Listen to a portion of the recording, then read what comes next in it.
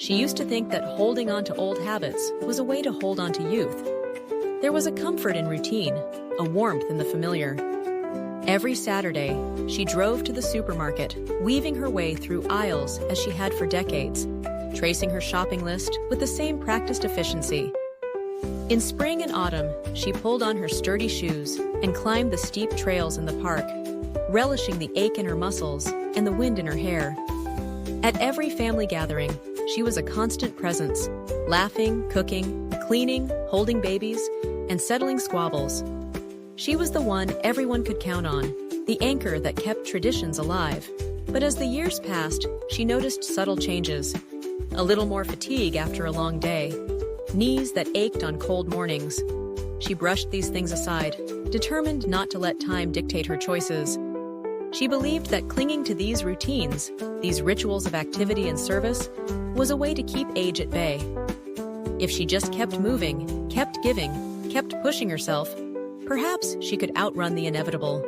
One afternoon, as sunlight dripped through the kitchen window, she finished packing the groceries into the car. Her legs felt heavier than usual, but she told herself it was nothing, a minor inconvenience easily ignored. She had promised her sister she'd help prepare dinner for the family that evening, and there was still the matter of walking the dog before that. She drove home, humming softly, willing herself to focus on the tasks ahead. By the time the evening sun slipped behind the houses, she was in the kitchen, sleeves rolled up, hands busy with chopping and stirring. The house filled with the bubbling voices of children and the clatter of dishes. She smiled at her grandchildren, her heart swelling at their laughter, but her body felt strangely distant, as if she were moving through water. As the night wore on, fatigue pressed down on her shoulders, heavier than ever before. She told herself she'd sit down for just a minute, but in the flurry of activity, there was always something else to do. Someone needed a glass of juice. Someone else had a question about the recipe. She kept moving, kept smiling, determined not to let anyone see the tiredness etched into her bones. Then, as she reached for a dish on the counter, her knees buckled. Her vision blurred, and she found herself sinking to the floor. Not from a slip, not from a stumble, but from sheer exhaustion. For a long moment, the world seemed suspended. Voices hushed, faces gathered around her, concern shining in her children's eyes. It was not fear she felt, nor embarrassment, but a profound sense of realization. As they helped her up and settled her into a chair, she could see the worry in their faces, the silent questions.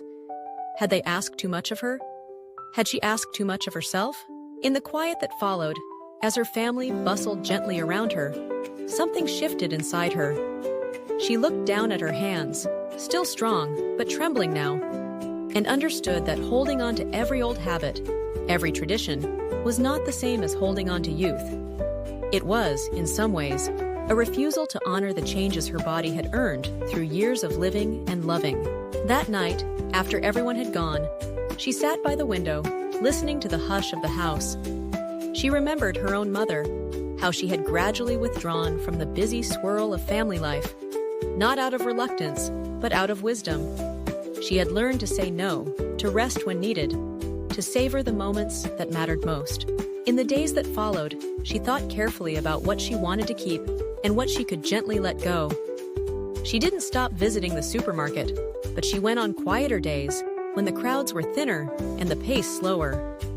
She still walked the park trails, but chose gentler paths, ones that allowed her to enjoy the sunlight without demanding so much of her body.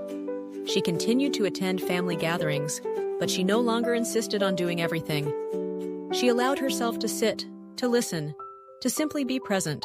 At first, it felt strange to step back, to say no, to let others take charge. She worried that she was letting her family down, that she was somehow less herself. But over time, she saw something different. Her children and grandchildren learned to take on new responsibilities. They became more attentive, more appreciative.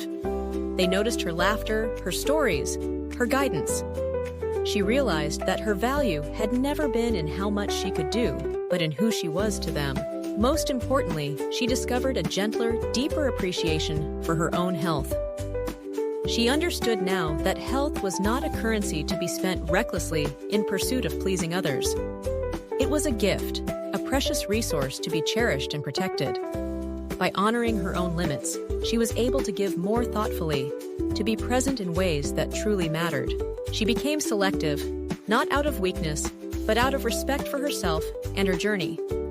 She began to say yes to the things that brought her joy and meaning, and no to the things that left her depleted. She learned to rest without guilt, to accept help with gratitude, to celebrate the wisdom that came with age. In time, she found a new rhythm, one that honored the past, embraced the present, and looked to the future with gentle hope. She discovered that true youthfulness was not about relentless activity, but about curiosity, kindness, and a willingness to adapt. She learned that letting go did not mean losing herself, but rather making room for new joys, new connections, and a deeper sense of peace. Her story became a quiet lesson to those around her, that loving others does not require sacrificing yourself, that health is a treasure to be guarded, not traded away, and that growing older is not a loss, but a transformation. A chance to live with greater intention, deeper gratitude, and enduring grace.